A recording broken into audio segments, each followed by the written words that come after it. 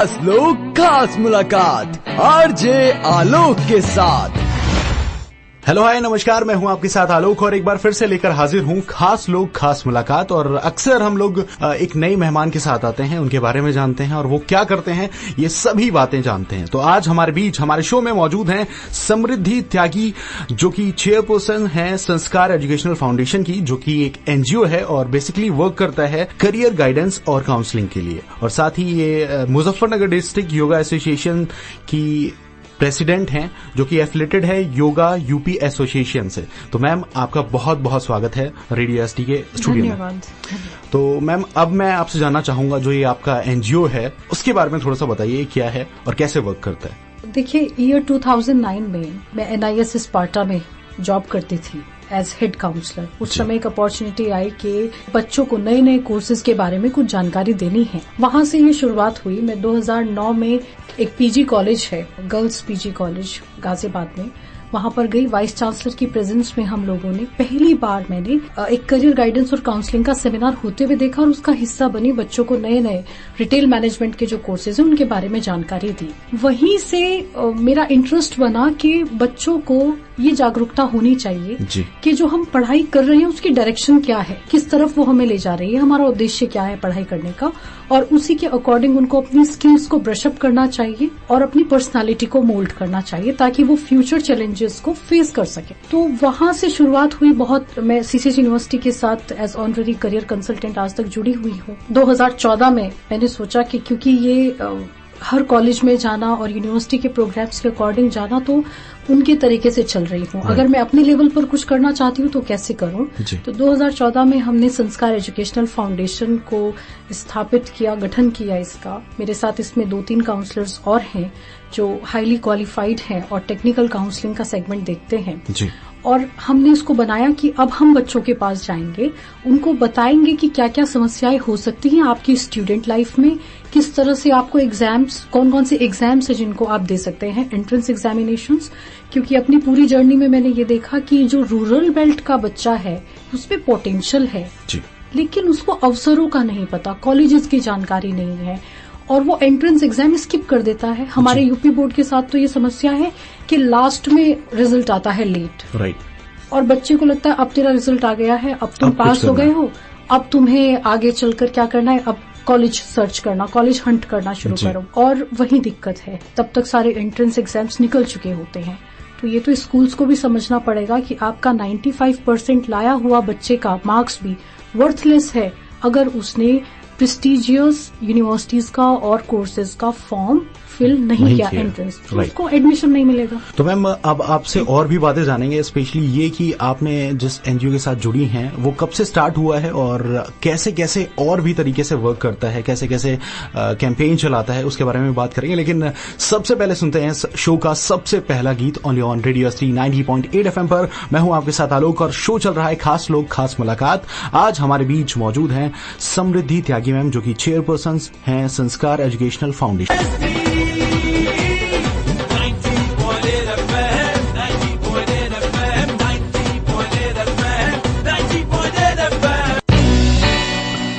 आप सुन रहे हैं खास लोग खास मुलाकात आरजे आलोक के साथ।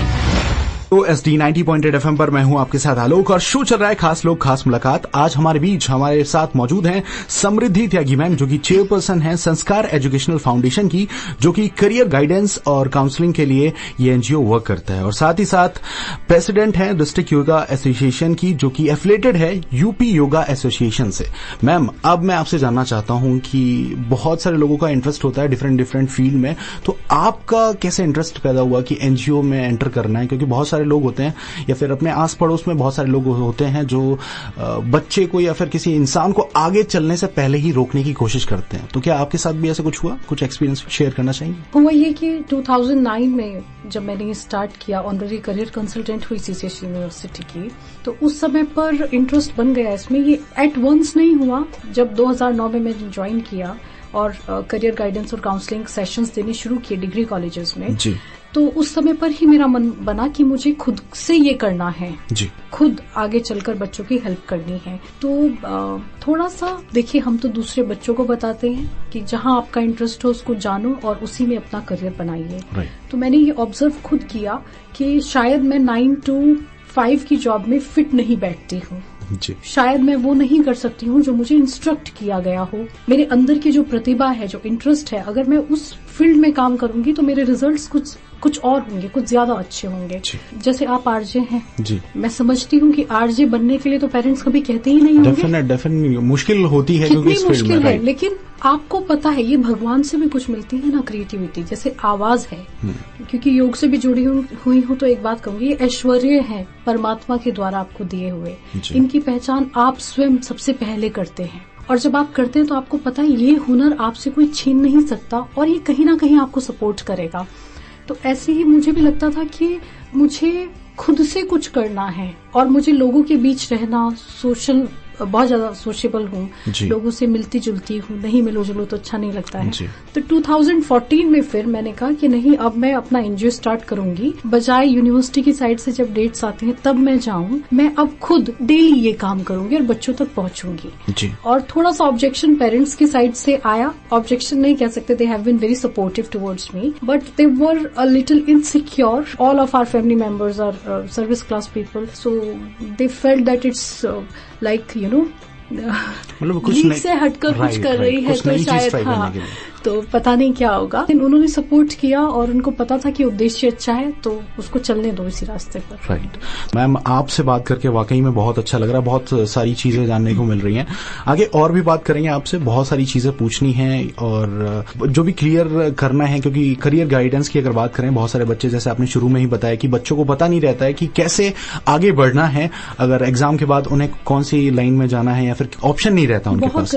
राइट। तो उसके बारे में बात करेंगे, लेकिन उससे पहले सुनते हैं एक और track, only on radio SD 90.8 FM पर। शो चल रहा है खास लोग खास मुलाकात, मेरे यानी आलोक के साथ। मुलाकात आरजे आलोक के साथ।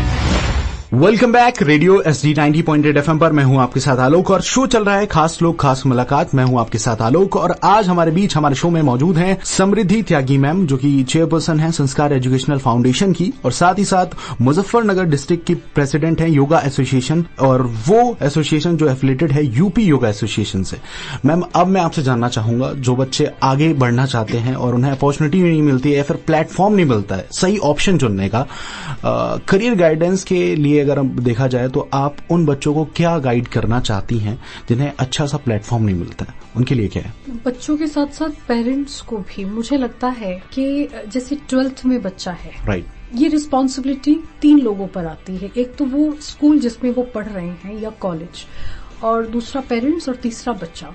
सबसे बड़ी हमने जो परेशानी देखी है वो ये कि बच्चा चूंकि अपने एग्जाम्स में इतना इन्वॉल्व है जी, तो वो बहुत सारे एंट्रेंस एग्जाम्स स्किप कर देता है, क्योंकि नवंबर से आपके एग्जामिनेशन फॉर्म्स निकलने शुरू हो जाते हैं रजिस्ट्रेशन के लिए एंट्रेंस एग्जाम के, और वो मार्च तक maximum to maximum forms out हो जाते हैं। उसके बाद इक्का दुक्का कोई फॉर्म आता है। तो यहाँ पर जब बच्चा कटा हुआ है दूसरी चीजों से, सोशल मीडिया से, पढ़ाई में व्यस्त है, तो पेरेंट्स का कर्तव्य बनता है कि वो नवंबर से देखना शुरू करते हैं कि आपका बच्चे का इंटरेस्ट, मान लीजिए अगर मेडिकल लाइन में है तो मेडिकल लाइन में कौन कौन से एंट्रेंस टेस्ट है, जैसे इंजीनियरिंग में है तो जेईई का एग्जाम का एंट्रेंस फॉर्म निकल गया है, रजिस्ट्रेशन फॉर्म, तो उसको नवंबर में भरना है तो कैसे भरना है, ये जानकारी पेरेंट्स को मुझे लगता है 12th वाले बच्चे के लिए तो रखनी चाहिए। दूसरा फिर होता है स्कूल का। मान लीजिए आपका बच्चा 95% मार्क्स पे ले आया, लेकिन अगर आपने उस बच्चे को ये नहीं बताया कि कौन कौन से फॉर्म्स हैं, आपके यहाँ इतने बड़े बड़े नोटिस बोर्ड होते हैं, मैं हर प्रिंसिपल को कहती हूँ, instead of decorating them with some stuff, some other kind of stuff, इस पर एक आप जरूर लगाइए, एक पिनअप कर दीजिए पूरा का पूरा स्लैब डेट शीट के कौन कौन से एंट्रेंस एग्जाम्स के फॉर्म कब कब अवेलेबल हैं। तो बच्चा उसको देखेगा, आपने अपनी तरफ से जिम्मेदारी पूरी कर दी है। अब बच्चे का जहां भी इंटरेस्ट है वो उस फॉर्म को फिल कर देगा। समस्या ये है कि बच्चा फॉर्म फिल नहीं करता है। दूसरा जो चैलेंज है वो ये कि कई बार पेरेंट्स सोचते हैं कि हम इस कोर्स में तो एडमिशन नहीं दिलवा पाएंगे जी, बहुत ज्यादा अफोर्ड करना पड़ेगा फीस, वो मैं अफोर्ड नहीं कर सकता हूँ, बहुत ज्यादा फीस होगा। तो वो फॉर्म नहीं फिल करते, जबकि उनको ये जानकारी नहीं होती कि इतनी सारी स्कॉलरशिप्स हैं जिनके बेसिस पर आपके बच्चे का फीस भी खत्म हो जाएगा। फर्स्ट ईयर में आपका यूपीटीयू का एग्जाम ले लीजिए इंजीनियरिंग का, पहले साल की फीस भले ही आपको देनी पड़े, लेकिन अगर आप एंट्रेंस एग्जाम फिल करके काउंसलिंग के माध्यम से कॉलेज में एडमिशन लेते हैं तो पहले ही साल से आपको स्कॉलरशिप मिलनी शुरू हो जाएगी। वो लोग जो कहते हैं नहीं मिलती है वो गलत कहते हैं, क्योंकि अपने इतने सालों के एक्सपीरियंस में मैंने देखा है कि मैक्सिमम बच्चे को स्कॉलरशिप मिलती है, तो इससे भी नहीं घबराना चाहिए। एक और जो सजेशन है वो ये कि बच्चे को बैठकर डिसाइड करना चाहिए 1 घंटे अपने पेरेंट्स के साथ, या 2-4 दिन भी लगाए तो दिक्कत नहीं है, कि मैं किन किन फील्ड्स में इंटरेस्टेड हूँ। फॉर्म भरने में कोई लॉस नहीं है, आपने नर्सरी से अब तक इसीलिए पढ़ाई की है। तो मान लीजिए अगर आप 2 कोर्सेज में इंटरेस्टेड है और आपके पेरेंट्स के बीच में एक कोऑर्डिनेशन नहीं बन रहा है कि भाई कौन सा कोर्स करें, वो कहते हैं आप क्लैट, आप लॉ कीजिए, आप कहते हैं नहीं मुझे तो बीबीए करना है, तो आप दोनों का फॉर्म फिल कर दीजिए ना, बीबीए का भी और लॉ के लिए भी।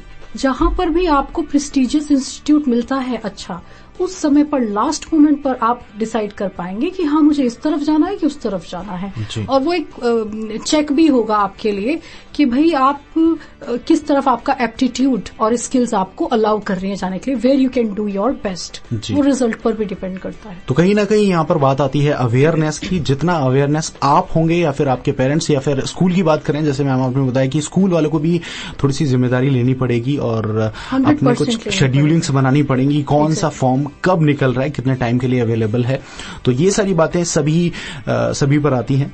तो मैम अब आपसे आगे भी बात करेंगे, लेकिन उससे पहले सुनते हैं एक और track. All on radio ST 90.8 FM पर आप सुन रहे हैं खास लोग खास मुलाकात, मेरे यानी आलोक के साथ। सुन रहे हैं खास लोग खास मुलाकात आरजे आलोक के साथ। वेलकम बैक वंस अगेन, मैं हूं आपके साथ आलोक और शो चल रहा है खास लोग खास मुलाकात। और आज हमारे बीच हमारे स्टूडियो में मौजूद हैं समृद्धि त्यागी, चेयरपर्सन संस्कार एजुकेशनल फाउंडेशन की, जो कि एक एनजीओ है और बेसिकली काम करता है करियर काउंसलिंग और गाइडेंस पर। तो मैम अब मैं आपसे जानना चाहूंगा कि जो आपके एनजीओज को कितनी उपलब्धियां मिली हैं, लोगों ने कितना सराहा है और कौन कौन से अवार्ड्स मिले हैं, उनके बारे में थोड़ा सा बताइए। उपलब्धियां तो आप देखिए मुश्किल रास्ता था, लेकिन मुझे लगता है कि अगर मैं अब लोगों के बीच में जाती हूँ और वो इस बात को रिकॉग्नाइज करते हैं कि समृद्धि त्यागी है, तो ये उपलब्धि है पहला, क्योंकि ये चैलेंज था कि मैं इस प्लेटफॉर्म पे सही से काम कर भी पाऊंगी कि नहीं। दूसरी उपलब्धि ये है कि आज तक 4 साल का ये हमारा जो सफर रहा इंडिविजुअली, जो हमने एनजीओ के थ्रू बच्चों की काउंसलिंग की, उसमें मेरे पास बच्चों के फोन आते हैं कि मैम बहुत बच्चों का फीस कम कराना, रिकमेंडेशंस दे देकर कॉलेज में बहुत बच्चों का फ्री सीट पर एडमिशन कराना और बच्चों को सही गाइडेंस देना, समय पर एंट्रेंस एग्जाम बताया और उसने क्रैक कर लिया बच्चे ने और वो सफल है, कहीं पर जॉब कर रहा है या किसी अच्छे कॉलेज में पढ़ रहा है, तो मुझे लगता है कि वो बहुत ही you feel gratified when they call you back and they say that ma'am मैं वहां से बोल रहा हूँ और आपने उस समय मुझे ये सजेस्ट किया था या मेरे पेरेंट को इंसिस्ट किया था कि आप बच्चे की मान लीजिए, ये सही रास्ते पर जा रहा है, इसकी स्किल्स भी उस तरफ है और आज मैं हैप्पी हूँ, I am happy and satisfied with what ever I am doing and I am doing my best. तो ये उपलब्धि है। इसके अलावा भी उपलब्धि होती है जब आपके लोग जिनके साथ आप काम करते हैं, जिनके लिए काम करते हैं, वो आपको सम्मानित कर दे कहीं आपके काम के लिए जी। तो वो भी अच्छा लगता है। ऐसा नहीं हर आदमी की इच्छा होती है, वो भी अच्छा लगता है।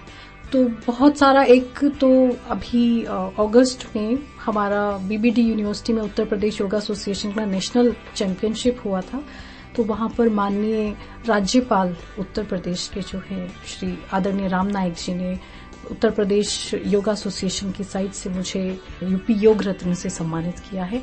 ये एक बहुत अच्छा क्षण मेरे लिए रहा है। इसके अलावा बहुत सारे और सम्मान मिलते रहते हैं समाज में जाने पर, जैसे मोदी नगर में त्यागी सभा के द्वारा सम्मानित हुई। इस तरह के बहुत सारे सम्मान मिलते रहते हैं और उससे बड़ी बात यह है कि लोग बुलाते हैं और वो प्रेरित करते हैं कि आप अच्छा कर रहे हैं, आप इसको करते रहें। उपलब्धि और ये है कि आप देखिए 2018 में मई में हमने एक इनिशिएटिव लिया। ये मेरी बहुत दिनों से इच्छा थी कि एक पेरेंट अपने एक बच्चे को संडे के दिन भी संभाल नहीं पाता है जी। और आजकल एक चल गया है चलन कि भाई स्कूल में जो स्टाफ है, टीचर्स हैं, वो पिटाई ना करें, डांटे नहीं बच्चे को। ऐसे सेपरेट कर दिया है एक टीचर और स्टूडेंट के रिलेशनशिप को कि मुझे उस पर ऑब्जेक्शन था, क्योंकि मैं जानती हूँ मेरे फादर टीचिंग में रहे हैं, दादाजी लेक्चरर थे, तो मुझे ये लगता है कि भाई बहुत बड़ी जिम्मेदारी है कि स्कूल के ऊपर इतने सारे बच्चों को संभालना, उन्हें डिसिप्लिन रखना और सिखाना। तो हमने 2018 मई में एक शिक्षक सम्मान समारोह का आयोजन किया, जिसमें प्रिंसिपल और टीचर्स को सम्मानित किया गया। लगभग 500 लोगों को हमने यहाँ सम्मानित किया। तो इस तरह के कार्यक्रम मैं कराती रहती हूँ और लगभग 2 सालों से हम लोग जिला योग एसोसिएशन की साइड से चैंपियनशिप करा रहे हैं योग की। और देखिए, और एक खुशी की बात जो मैं भी बताना भूल गई थी, हमारे यहाँ के 2 बच्चे अलग अलग देशों में जाकर, मुजफ्फरनगर के बच्चे एज योग ट्रेनर ट्रेनिंग्स प्रोवाइड कर रहे हैं। मध्यम वर्गीय परिवार के बच्चे, विनीत शर्मा लाला जगदीश प्रसाद का बच्चा है जो वियतनाम में है, यूपी योगा एसोसिएशन और डिस्ट्रिक्ट योगा एसोसिएशन के थ्रू खेल कर गया है। और आपकी अक्षिता पाल एक लड़की है, ग्रीनलैंड जूनियर हाई स्कूल की बच्ची है, वो अभी एशियाड खेलने के लिए जाएगी। उसका एक छोटा भाई है वो भी खेलने के लिए जाएगा आगे। तो इस तरह से हम, ऐसा नहीं है, योग में बच्चों को अपॉर्चुनिटी, करियर अपॉर्चुनिटी भी मैं साथ साथ बताकर चलती हूँ कि अगर आपका इधर मन है और आपकी स्किल्स हैं, you are adept enough to perform yoga asanas, right, तो you will have a very good, very bright career. जी मैम, वाकई में अवेयर होने की जरूरत है समाज को, स्पेशली पेरेंट्स को, क्योंकि वही कुछ ना कुछ बदल सकते हैं। कहते हैं ना कि कच्ची मिट्टी से एक घड़ा तैयार होता है और कच्चा घड़ा हो तो उसे किसी भी शेप में हमें ढाला जाए तो वो वही शेप ले लेता है। तो बच्चे भी वैसे ही रहते हैं। बच्चों का माँ बाप से जो रिलेशन है जी, और जो वो सुधार सकते हैं, वो सिर्फ वही कर सकते हैं। मैम, अभी आपसे और मैसेज लेना है मुजफ्फरनगर के शहरवासियों के लिए, और भी बात करेंगे, लेकिन उससे पहले सुनते हैं एक track only on radio ST 90.8 FM पर। मैं हूं आपके साथ आलोक और शो चल रहा है। अब सुन रहे हैं खास लोग खास मुलाकात आरजे आलोक के साथ। Once again welcome back, radio SD 90.8 FM पर मैं हूं आपके साथ आलोक और शो चल रहा है खास लोग खास मुलाकात। आज भी हमारे बीच मौजूद हैं समृद्धि त्यागी मैम, जो कि चेयरपर्सन संस्कार एजुकेशनल फाउंडेशन की, और ये एनजीओ जो है बेसिकली एजुकेशन के फील्ड में करियर गाइडेंस करता है यूथ के लिए। तो मैम, अब जो है समय हो चला है हमारे यहाँ से जाने का स्टूडियो से, और अब मैं आपसे चाहता हूँ कि पूरे मुजफ्फरनगर शहरवासियों को आप अपनी तरफ से कुछ मैसेज दें। मैसेज यही है कि जो मैंने नोटिस किया है, यहाँ का बच्चा बहुत पोटेंशियल है, यहाँ के यूथ में बहुत कुछ हुनर है और हमें चाहिए कि हम उनको शेप दें। इसके साथ साथ योग की प्रेसिडेंट हूँ, तो एक मैसेज ये कि करो योग, रहो निरोग। बहुत मुश्किल नहीं है और सेल्फ डिसिप्लिन के लिए भी बहुत ज्यादा जरूरी है कि हम योग डेली करें। मैम, कोई बच्चा करियर गाइडेंस के लिए आपसे कांटेक्ट करना चाहता है, आपके एनजीओ से कांटेक्ट करना चाहता है, तो उसके लिए उसको क्या करना पड़ेगा? हमारा ऑफिस है sir Chhotu Ram inter college के ठीक सामने, संस्कार एजुकेशनल फाउंडेशन का। बच्चा वहां आ सकता है। 9 से 5 ऑफिस आवर्स हैं। इसके अलावा अगर किसी की भी क्वेरी है तो व्हाट्सएप पर मुझे नाम के साथ और क्लास के साथ वो लिख कर दे सकते हैं। मेरा नंबर है 9286663007। जी शुक्रिया। अगर आप भी चाहते हैं करियर गाइडेंस के लिए मैम के एनजीओ से कांटेक्ट करना, तो आप नंबर एक बार फिर से मैं बोल देता हूं, 9286663007। तो इस नंबर पर जाकर के आप कांटेक्ट कर सकते हैं और विजिट कर सकते हैं इस एनजीओ में। Thank you so much ma'am, हमारे स्टूडियो में आप और बहुत सारी बातें करी आपने। Thank you so much once again.